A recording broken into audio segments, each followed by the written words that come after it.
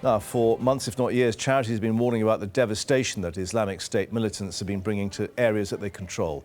Tonight, we brought you the story of the Syrian town of Al-Shaddadi, where the consequences are clear to see.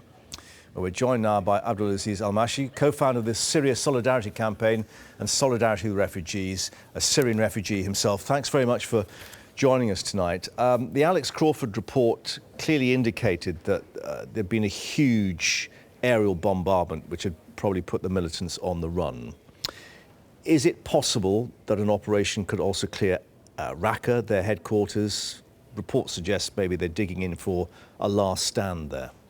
Well, the question mark is ISIS, yes, they have shrinked in some areas from northern Syria, but they made some advances, for example, in the southern of Aleppo. And how long have been this area campaign going on? It's been more than 1 year and 3 months now, I believe. And the coalition actually failed to liberate like major or big cities so far. And to be fair, like the people the Syrian people, like the people on Raqqa, the people on Manbij and other cities, are paying the price because, you know, this militant are literally living within the cities, taking the people as human shields, and you know, when you bomb from the sky, there will be casualty among civilians. Yeah. And IS are quite adept at being fluid, as you say, moving to avoid the airstrikes and the various forces that are against them.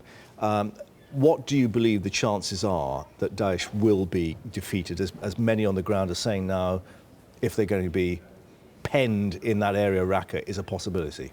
I don't think so. I believe the only way to defeat ISIS is to get rid of Assad. Because in Syria, if you look at the Syrian opposition, the Syrian people, the priority is to fight Assad. Because Assad killed at least like 20,000 times as ISIS did. So basically the Syrian people given priority to fight the cause of the problem. And ISIS in Syria actually is the symptoms of a disease called Assad. Yeah. So basically, and the only people who can defeat ISIS, not the coalition, nobody else, are the Syrian people, the locals. So the international community should back up the Syrian opposition to get rid of Assad and ultimately get rid of ISIS. You have a problem, though, obviously, that Russia seems to be taking on every opposition force and indicating they believe them to be a part of Islamic State.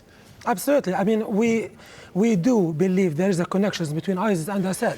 And if you... Well, I mean, just on that point, I mean, these pictures that Alex and her team filmed here, I mean, some of the weapons we found had stamps saying Latakia, appearing to come from Syrian government stockpiles. I mean, obviously they could be looted, but you believe there is a possibility that Assad's government is supplying IS militants? Actually, I wouldn't be surprised, to be fair, to see these photos, because if you look at the history of the conflict between ISIS and Assad, there hasn't been a really confrontation between them. They have confronted each other twice, one in the airport of Tabqa, and we believe it was like handed over to ISIS when Assad he moved away from the area, and the second time when Assad handed over Palmyra city to ISIS as well, and recently a defector from the Syrian army, he made it clear. He said, we received instructions to leave Palmyra and give it to ISIS. What would he achieve by that? Is it that he would then see them as tying up, if you like, all the other Syrian opposition forces? Absolutely. I mean, ISIS is the stab on the back of the Syrian revolution.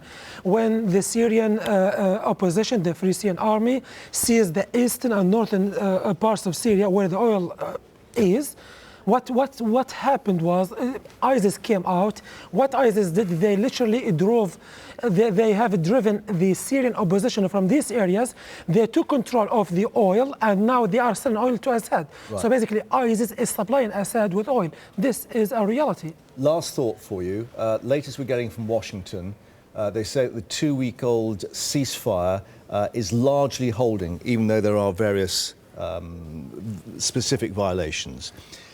What do you believe will be the chance of that bringing some kind of diplomatic breakthrough to actually end the civil war? Well, to be fair, I am not really optimistic, because The conflict will enter its 6th year next week, and we have really bad experience in the political dialogue. I mean, if you look at Assad, the way he talks, he said literally like 2 weeks ago, he said his attention is to retake Syria entirely. So basically, he's talking about, okay, he will crush terrorists, and he is painting all the opposition. He's labeling them as terrorists, and that's what the Russians are doing. The Russians are saying they are there to fight terrorism, but in fact they are targeting the areas which is controlled by the opposition, who are fundamentally fighting ISIS. So there is a massive hypocrisy in what's called the fight against the Islamic State. Abdulaziz Almashi, thank you very much indeed for joining us here on Sky News. Thanks for your time. Thank you.